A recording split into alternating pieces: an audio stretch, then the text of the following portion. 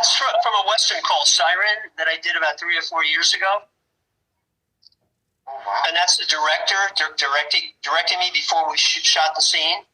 Mm-hmm. And he was talking to me about what he wanted and what he needed. Yeah, that's from a Western called Siren. Oh, wow. You look so sharp in there. And how about this one?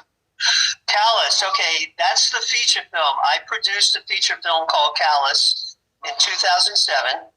I co-produced it with the guy who wrote it. It's based on a true story about child abuse and family dysfunction. So I produced it. I co-starred in it, and it got released in 2009. It won numerous Best Picture awards at film festivals all over the country. Yep. And was on for about 2 years. It was on about 35 different cable outlets in U.S. and Canada.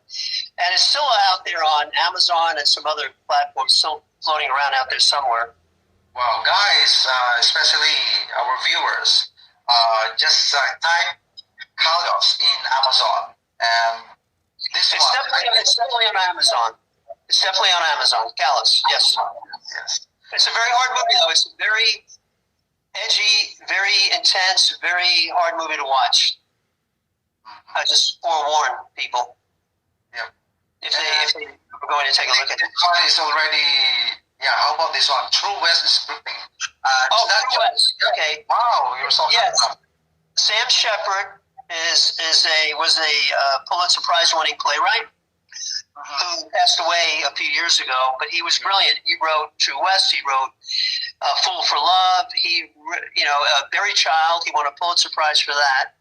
But I love his plays and I love his characters, and I got to do True West, 2 different productions back on the East Coast.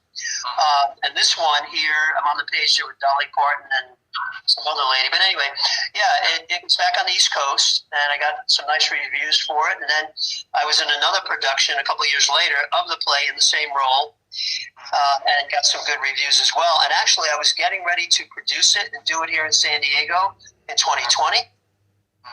But COVID, the shutdown came in March, and we had to cancel it. So that would be a good one to watch for. Then I'm attached to a movie, and I think I talked to you about it a little bit, but I can't say the studio or what, but it's okay. The movie's called Longshore. It was written by Ellen Wing, a woman, semi-based on a true story. She's a wonderful writer, a very talented actress, and an incredible voiceover artist. She does probably over 100 different voices. Anyway, she attached me to the film in one of the 3 main roles. And it's going to be a blockbuster movie, mega blockbuster studio film with an A-list director. But I can't mention any names now. Yeah, you cannot disclose it yet. No, she said I could talk about it, and I'm very excited about it. It would be a huge break. I know she really thinks a lot of me for the role, and I'm definitely looking forward to that. It's supposed to be filming this coming summer. Yes. So, but Ellen, and if you're watching, thank you so much, Ellen, for being a friend and for believing in me and wanting me for the role in this film. That's a very passionate project of hers. It's her passion project. So to be wanted, for her to put me in it, says a lot to me, that she believes in me that much, that I can do a job and make her film look good. You know what I've noticed about you, Thom, for those accomplishments, for those skills and knowledge that you have, you still ungrounded. You know what I mean? Very grounded, very humble. Easy to talk with, very reachable. You're not the typical actor. So hard to reach sometimes, but you. Well, I'm still a human being. You know what I mean? And it's just something I love to do. It doesn't mean I'm above anybody or anything like that. It's just something I love to do. And if I get like today, tonight, hearing some of the comments from people, that makes me feel really, really good that my work is good. But look, my other love is hockey. I coached Pee Wee hockey for 15 years, 10 to 12-year-olds, and I still play hockey. I play 3 times a week.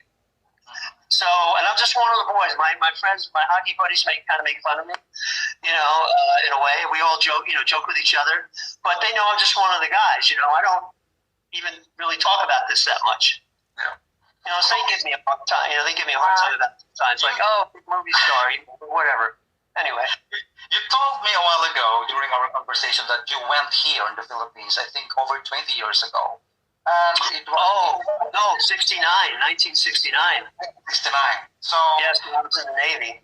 Do you still remember what was the happenings and great memories back here in the Philippines? Okay, the thing, yes. Well, first of all, I thought it was beautiful. Number one. Oh, thank you. And it's what this will lead to another movie I just got cast in. Jitneys. You know what jitneys are, right? Sounds familiar. Yeah. Jitneys in the Philippines, because that's the first time I ever saw jitneys. They were taxis, but they were all different sizes and colors. Jeepneys. Jitney, yes. Oh, wow. Yeah. So I just thought it was so cool, right? Because in New York you have yellow cabs. That's it. That's the taxis, right? But you go to I was in Subic Bay, along the Post City, and that's all it was. Jitneys, all sizes, colors, shapes. It was crazy. So now I just got cast in this movie called Jitney Soldiers, written by a guy called Tony Miller. It's an action thriller, and they want to shoot it sometime next summer in Pittsburgh, because he's from Pittsburgh originally. But it's about 2 competing jitney or limousine companies. I see. There's a lot of action in it, and the role I got cast in again is another really bad guy. Again. But I'm pretty excited about it. So, yeah, I think that's going to be a pretty cool movie. Tony Miller's a writer and producer, and he's pulling, he's casting and pulling people together right now for the film. So, yeah. Wow. And, 9. like a premiere, something like that?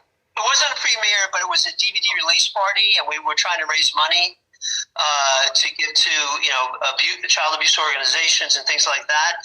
We had about 1,000 people show up for that party. It was crazy. It was a crazy night up in Hollywood.